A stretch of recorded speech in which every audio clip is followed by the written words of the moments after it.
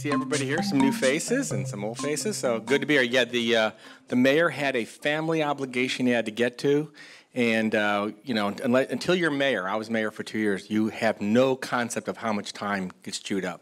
I mean, it's a you know, just doing the city business as a city council person, you're busy constantly. Once you're mayor, it is, you know, Tuesday afternoon, 3 o'clock this time, 4 o'clock that time, whatever, and if I could help them out so I can do a family event, I just said I'll be there. So hope you don't mind. You got the number 2, okay? Anyway, so the things that he was going to talk about, I'll probably touch on a little bit for issues. But one issue, my friend Mr. Piotr, who I love, we've been buddies since we were young Republicans way back in the day, a long time ago. I'm old, and. But one of the, just a concern about affordable housing, one of the issues people talk about, the RHNA numbers don't tell you how much housing you have to provide. They show a deficit, and you have to have a deficit. You have to have the ability to have a place for them to go. So if an affordable housing developer comes to you, you have properties that have high enough densities or whatever they need so that you can hit the number. A city is not required to get the number. And that's a misnomer. People think that all the time. You're required to bring in a certain amount. Your numbers are low, or you have, you know, whatever issue. Costa Mesa, we have a massive deficit of 2 units. 2 is all we have in our city.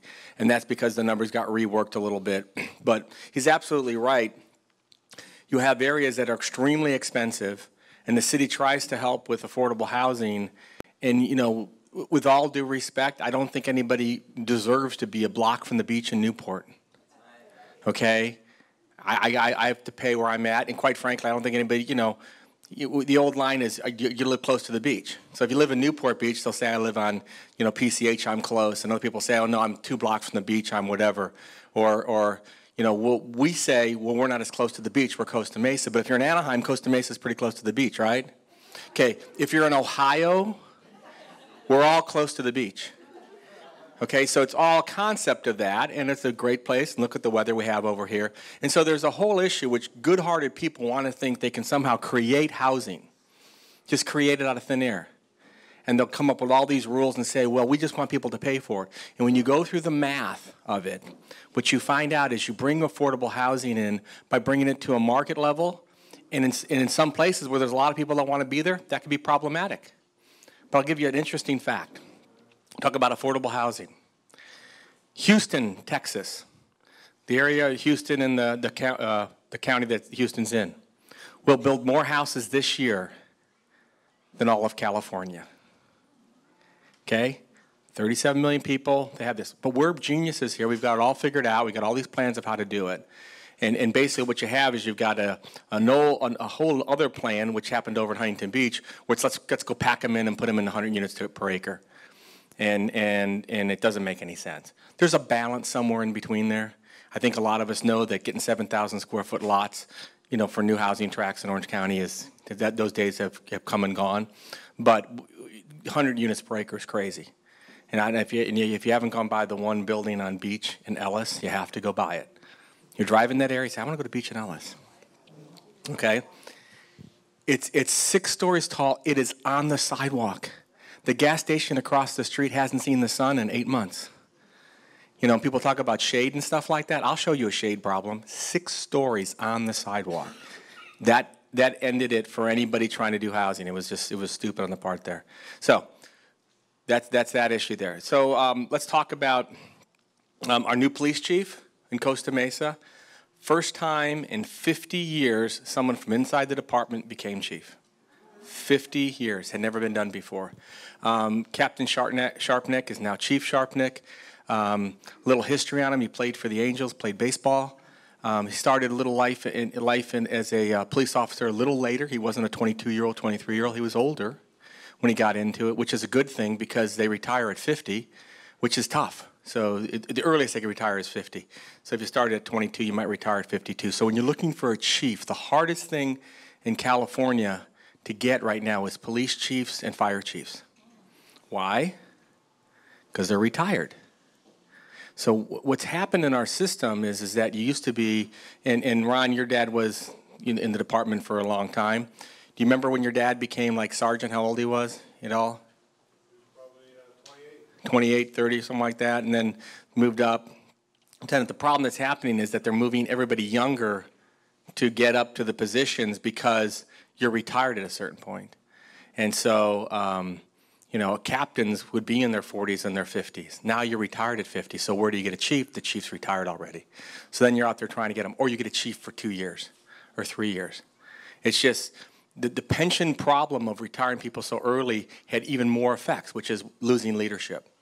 In LA, homicide detectives are being brought back and paid. Basically what they do is they take their pensions and put them on hold and put it into an account. So they're still going to get it, and they stay on their salary, which is, you know, 150. I mean, it's a good salary. This is for homicide detectives. Homicide detectives, when do you think they hit their stride? When do you get to be a good homicide detective?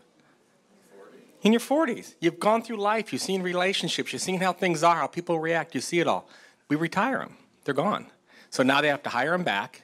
So they're double dipping. The pension's being built up in an account over here, and they're doing that. So that's one of the biggest problems that happened out of the early retirement. The argument that they made was you don't want a police officer 55 or 60 jumping over fences.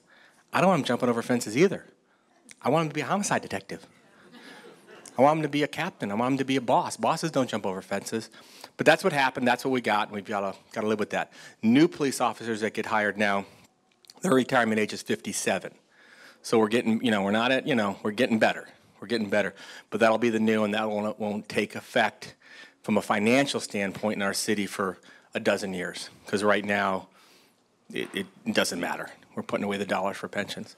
So that's going good over there. We just had the budget in the city. Went extremely well, extremely well. This council, when it comes to financial issues, really comes together. You know, we may not agree on all policies, but I think a lot of people look at what we have to spend for capital improvements and those type of things. And so even though there was some disagreement, it wasn't really radical. It wasn't people, you know, saying, oh, this is the worst thing in the world. The reality of it is we are spending millions and millions of dollars on roads, streets, improvements, parks, those type of things, beyond what we've ever spent before. And the reason is that it hasn't been spent.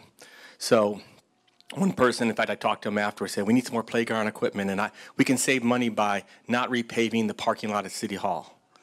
Well, we've done that drill before. So you save the $260,000 now, and 2 years from now you pay $550 because you got to tear it all up. You know, you need maintenance. You got to slurry the streets every 7 years, not every 20.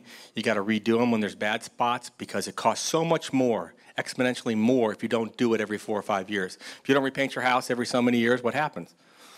You know, it rots, and replacing rotten wood is a lot more expensive than painting. So those kind of things have to happen in the city, and we're doing a good job of that. We're also looking at, a couple of our fire stations are getting a little bit old. The oldest actually is the one on Royal Palm over here in Mesa Verde. Great fire station, but, you know, it's old. It's about as old as me, and I'm worn out. So, no, seriously, it is. The issue that we're coming up with is we're looking to replace it. It's really hard to replace a station on site because you have to tear it down, right? And what you can do, put a mobile home on there, and they'll work out of the mobile home, and where do the trucks go? So that's one of the things to look at. Is there another location that would take care of Mesa Verde, basically? And so we're looking at that to see what we can do, because we might, it's hard to shut down a fire station in a particular area. So we're looking at that issue, see what we can do there. But we're putting money aside for that. Another big issue that's come to the city is the library, the downtown library. And I'm one of those guys, if you'd asked me 8, 9 years ago about libraries, I'm like, who needs a library? I got Google. You know, they're fine. And then you start going to libraries, these newer, more modern libraries, and what they do, and they really are community centers. And there's a lot of stuff going on. You go into Irvine's, you go into Newport, you go into Orange's library. There's a lot more stuff happening in the community because of these libraries. And then on top of it all, you've got the kids in there with the reading programs. You've got a lot of people in our community. Every one of our computers down in the Dungan Library is full every evening you go down there. People getting applications for jobs, okay? So, you know, if you're making pretty good money, you might not think internet connection's expensive. If you're not making a lot of good money, $50 a month's expensive for internet connection. So our libraries get used a lot for that. And our kids center is about these two rows. That's the whole kid library area. So we're looking at that. We've had a couple meetings on that in the city. We're looking at either redoing the recreation center building, community center building, and then taking the old library and making that into a big meeting facility, redo the recreation center into a library, and understanding that libraries have a lot of rooms, so it's kind of the same thing. It's kind of a community center, but a little bit different. The big room would be the existing library. That's one thing. But then we're having a contractor start to come up with numbers and saying, you know what, maybe just build a brand new one, because by the time you rehab the new standards, even though, does everybody remember, who out of Costa Mesa people been here like over 20 years? Yeah, okay. So remember it was built like 25 years ago, 30 years ago? That's not new. I mean, I'm looking at stuff. Someone the other day said, oh, these houses in 1990, they're old. They're 1990? That's new. It goes, that's 25 years ago, Jim. I'm like, geez, I guess it is. So that you start looking at cost and retrofitting for the new standards for earthquake and all that, and we might find out that it's better just to go ahead and do it. Now, I said something at the budget meeting, and I want to clarify it. At the council meeting, we went over the budget. I want to clarify and I want to talk about it. We have some major items that are capital improvements: fire station, library, those type of things.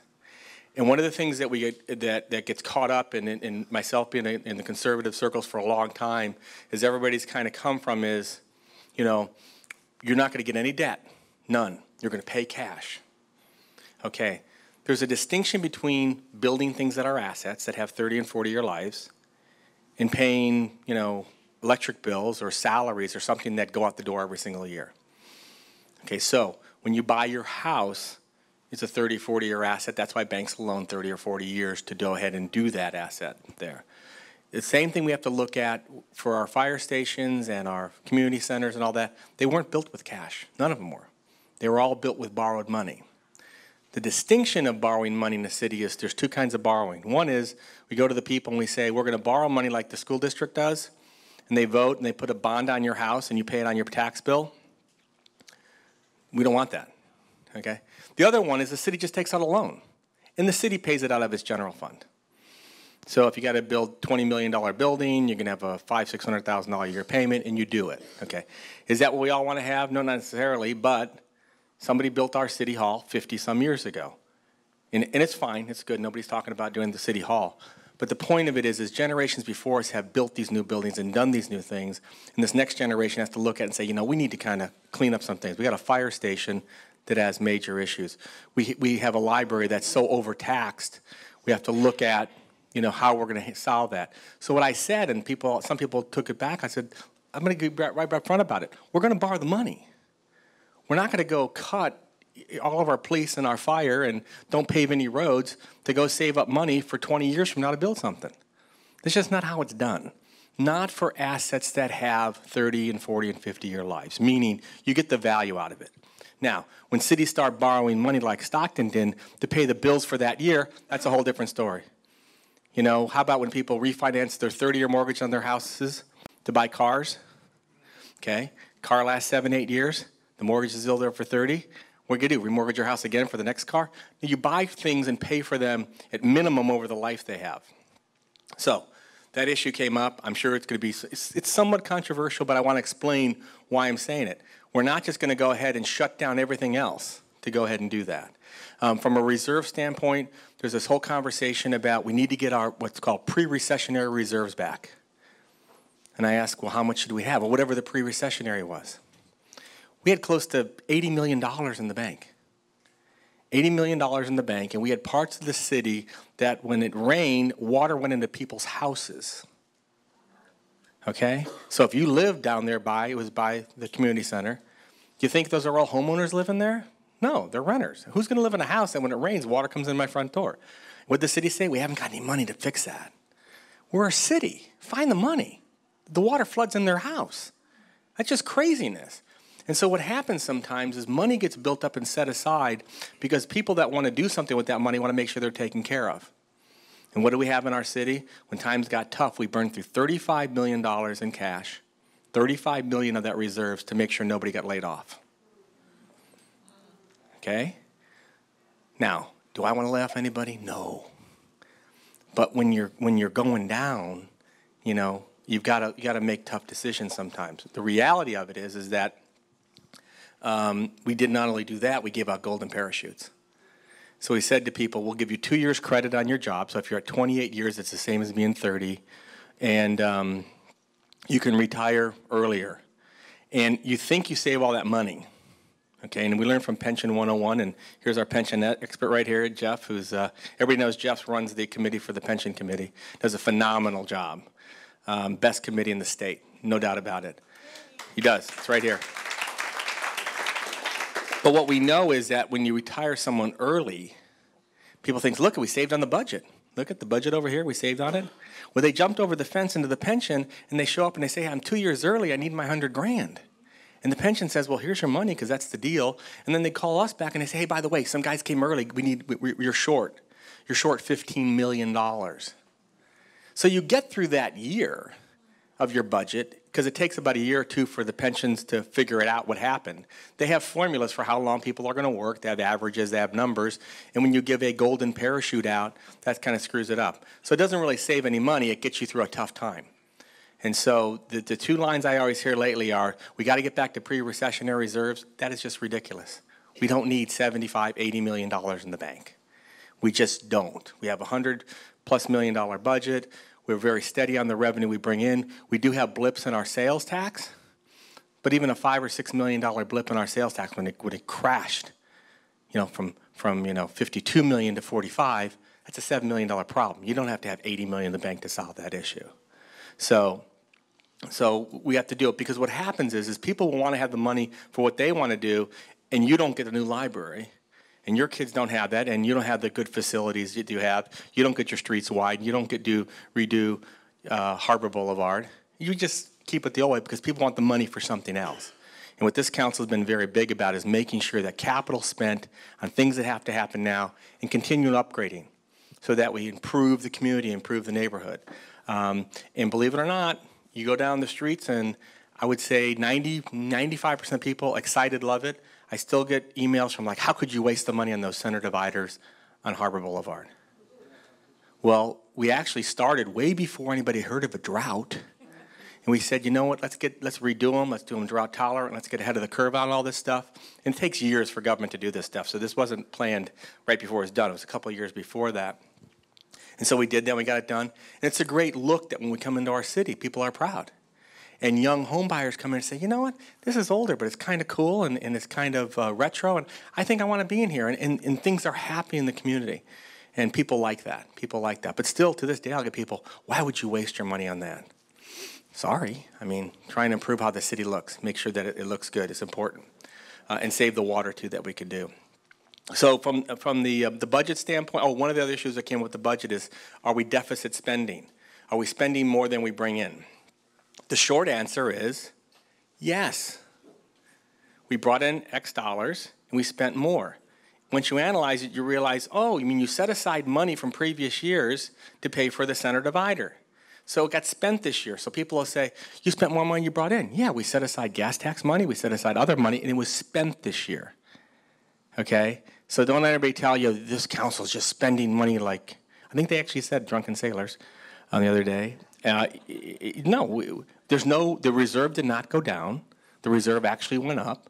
We even put an additional $500,000 in the reserve, and the reserves are going up. But no, we do set aside money like park fees. Every time a new condo is built in our city, it's about $14,000 goes in an account. You know, that's real money. That adds up pretty fast.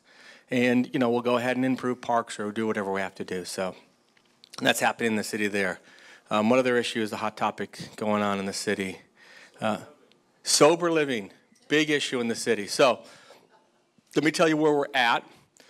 We are still the only city in the United States of America that has an ordinance that so far the courts have upheld. Newport did an ordinance. They lost.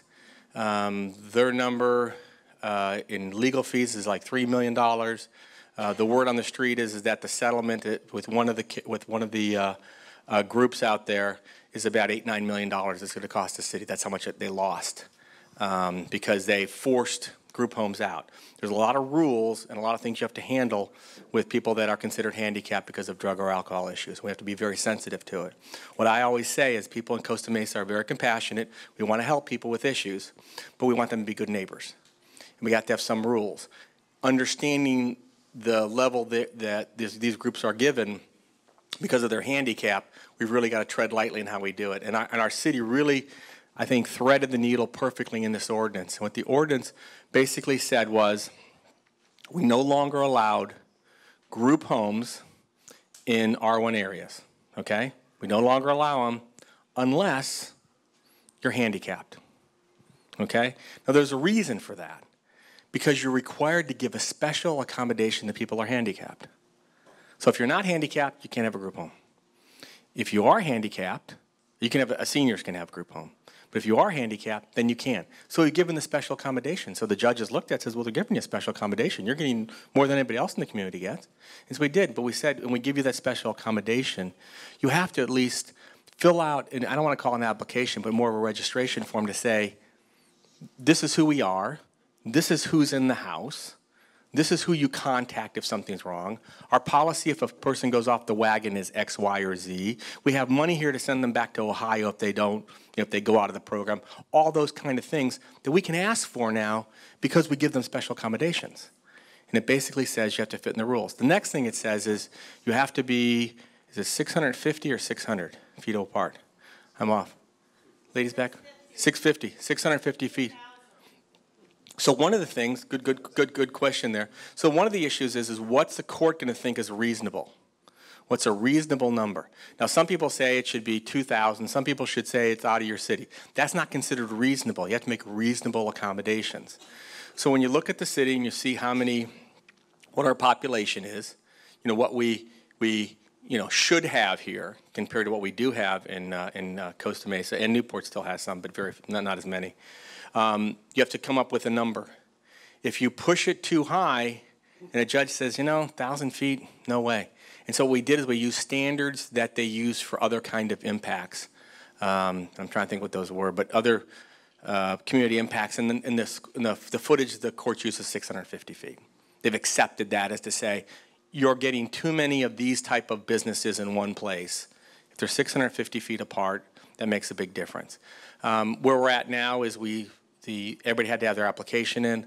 A large group of them didn't get their application in. A large group of them got together and sued. They have lost. Their applications are now coming in. And basically, if you're within 650 feet, the first one with the completed application stays, and the other one has to leave. Now, how do you handle that in a court situation that a judge is going to approve? If you say, we're going to throw you out tomorrow, you've got people with handicaps, and you can't just throw them out. So you need to amortize that. You need to give them some time to run out the clock a little bit. So we come back and we say, we give you a year to move. It's reasonable. Now, if you're living next to like 3 or 4 group homes around you that are not good neighbors, if they're good neighbors, some people have no issues. I got one 4 doors down from my house. They're disabled kids. I mean, it's not an issue. But if you're in an area that they're not good neighbors and it's causing problems, a year is a long time to wait. All I can tell you is a year is going to come. And at that point, we have an ordinance in place that we can enforce. We can make sure that people are good neighbors. So that's come together pretty well. There's still bumps in the road as far as how that go. We've met with people from the state of California. I'm working with actually a council person from Malibu, city of Malibu. You see all their commercials, right? You have drug or alcohol problem, go to Malibu. Can you imagine living in Malibu and that's just whole cul-de-sacs of streets, and again, and their come from is we understand people have issues. We want to take care of people that are handicapped, but we have to have some rules. And so that's what they're doing there. Go ahead, question. Do you have any idea how many additional new group homes have come into our city since the ordinance? No idea. And then how is the city going to enforce the ordinance? Well, we'll enforce it judiciously, but we'll watch how we do enforce it. So I'm not going to get up here and tell you exactly how it's going to be done. I will tell you that we're going to get people applied and get the ones who are supposed to be in to make sure they're okay.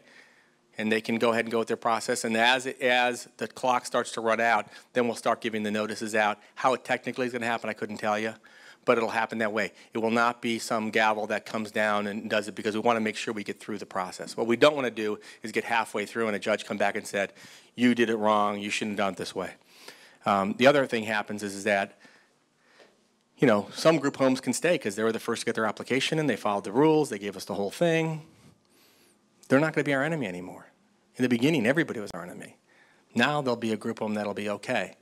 But it will go down. What the numbers are, I don't know. I hear numbers all the time. I mean, our staff goes out there and if you know a group home or in your community, you can contact the city or you can go on Costa Mesa Connect and put it in, and then our guys will check it out. Some are pretty sneaky and shady. They don't want to apply. You go in there, one guy answers the door, another guy answers the door. It's harder for, you know, you as a neighbor kind of know what's going on. It's harder for government to kind of, we can't just go in and find out. I mean, sometimes we find out there's a group home because an ambulance is called. And the firemen are there going, what is going on here? And we check, and they're not listed at all on any list. They're just there. Go ahead. Go ahead. So I know at one time we had like 300-something sober homes in Costa Mesa. Now, what's the number now? Well, the bed number is like 1,200, and if not more. She's saying up. I don't know exactly what the number is. I mean, because they don't register, they don't do anything. You can't say you can't, you know, you get a business license for it. It's no different than, the courts have looked at it, it's no different than you renting out your house. City can't say you can't rent out your house. Now, from a mechanical standpoint, we all know it's different. It's a business. It's a business. But because of the protections they have as handicap, you have to tread lightly. Go ahead. Bless his heart, Mike Tucker, all he has to do is knock on the door and say, is your house manager here? It's a done deal.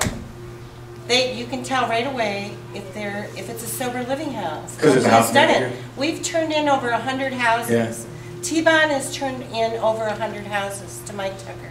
We've been cut off from Mike Tucker by, never mind, but you know, I don't understand why you don't, when someone, you can just go up to the door, a code enforcement person, and say, is your house manager here? It's as easy as pie. We don't get why you're not doing it. Okay. We don't understand why you're not enforcing the codes. You know, there's not one sober living house. I want to introduce my fan club. She follows me everywhere I go. No, that is not true. I follow sober living and code enforcement issues. I know. Because they're very serious in our city. Okay, what's your question is? My question is, why has not one sober living house in this city been fined in the last 5 years? Not one. Because in the last 5 years, there's been no laws or rules. Yes, or there were laws on the books. You ignored them. You want to answer the question? Or you want to answer it? Okay. I get it all the time. Listen, we have to follow the rules and to do it. And we cannot cross over. And one of the things I tell groups all the time, because this hurt Newport a lot, was when groups come out there and say things like, we don't want those kind of people in our community. That's not true. We care about people that have issues in our community. We do not discriminate in this community. But you have to have proper good neighbor policies. Because if you discriminate, you end up with Newport Beach did, which was at a meeting like this, where one councilman said, you're absolutely right, we should get rid of those people. It's costing them about, you know, who knows, $3.7 million in legal fees, probably close to $8-9 million in a settlement because they discriminated. Go ahead. You're talking about group homes. What about the homeless in the park down by the community center? It looks like little Easter eggs laying out where kids are supposed to be. Right. So one of the biggest issues we've had in the city for many, many years is the homeless issue. And part of the homeless issue, and I need to, how much more do I have? 1 minute? 1 minute? Okay. Okay. So one of the biggest, and I verbose, right? So one of the biggest issue with the homeless that we've had in the city is people go where they're welcome, okay? So if you have a soup kitchen and you feed people every single day, they will come here. If you have a group like SOS that takes care of other needs, you will come here every day. When you talk to some homeless people that don't have drug issues or don't have chemical dependency, just say, listen, I want to be this. They can do that. Now, the people that run the soup kitchen, the people on SOS, these are good people. These are not bad people. These are people that care, okay? The come from that I've had is that we have a policy now in the city with the homeless task force that says our city will help you if you have a connection to the city. So all cities can't just say, go along, move to other city. So we say if you have a connection. You grew up here, you lived here, you went to school here, you had a job here. It can be a pretty thin connection. Because again, what I say is people in Costa Mesa, we're very compassionate, we want to help people, but we're not here to help everybody. If you just came in from Oklahoma, I'm sorry. We are not taking care of your problem. We are not going to do these type of things. And what happens is that when good-hearted people go out there to help, like we had at Lions Park, churches feeding. We finally met with the churches and understand. I was on the housing commission and in the county. I understand this issue. But I had to sit down with churches and say, you're good Christian people. I understand. You got to help the poor. I understand that. You feed these people breakfast. They are hungry at lunch. Nothing's changed. Quit feeding them breakfast. Let us work with trying to get them into the Orange County Rescue Mission, get them at Mercy House to help the problem. But what you don't want to do is keep on saying, here's services to come down and wonder why they come. You have breakfast, lunch, and dinner supplied. You know, for some people, that's fine. For other people, they need help, and so we're trying to do the best that we can. But we are just a city. We don't have an abundant budget to do that. So what we're constantly doing is looking at things that bring these things into the city and make sure that we have some sort of response. But, you know, as long as there are groups that will feed you for free every single day, you're going to continue to have that problem. One last question right over there. Where are we at with police staffing? So I don't have the exact number in there. I talked to the captain, or excuse me, Chief Sharpnack. Right now we basically have, every 2 months there's an academy. We'll have 4 to 6 people in every academy. And so that comes out to, 4 people every 2 months going through. You get through 6 months, 24 people in the next 12 months. Will that help? On the east side, we have no parking patrol, and we have no late night patrols at all. Right. Yeah. Well, no, let me back up a little bit. There's a lot of conversation about what we do have and don't have. Number one, for patrols, absolutely patrols that we've always had in the city, that hasn't gone down. The patrols have never changed. They're the exact same patrol. You can ask the chief, you can ask anybody else. We've always covered patrol. We have other assignments that are out there, like parking, that may not get covered, like narcotics, those different ones that may not cover, but patrol's always been covered to go out on calls and to handle calls. That number has never changed. It's the same amount of people that we've always had in it. But as this thing fills in, the problem will get handled. Here's the problem and the issue that we have, and I'll cut it short. Crime is caused by who lives in your city and who you attract. Who read the LA Times this morning? What happened in LA city? In some areas, 42% increase in crime. Yeah, and we had it, and Irvine had it, and Huntington had it, and Garden Grove had it, and everybody had increase in crime. Why is there an increase in crime?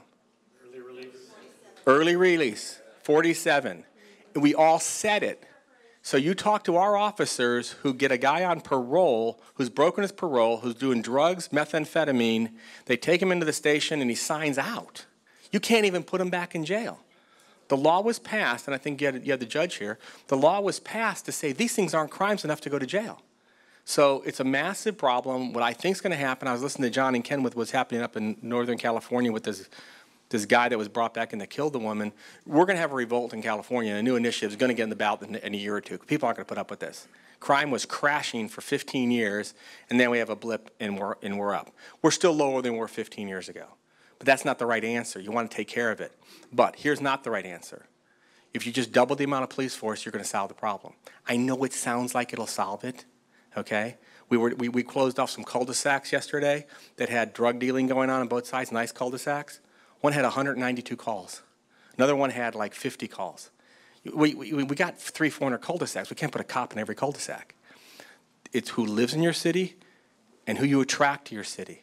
And when you have the motels that we have on Harbor Boulevard and Newport Boulevard here, every time you hear these crimes and someone this happened to, living on a motel on Harbor Boulevard, living in a motel on Newport.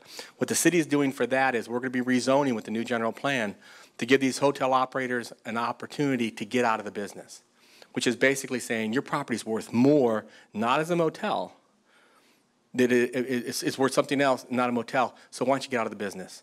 And more of a carrot to say, please, You knock out a couple of motels, you're going to see crime drop. If we can go ahead and get, you know, the state to get their head on straight, the state itself won't do it. Sacramento will never do it.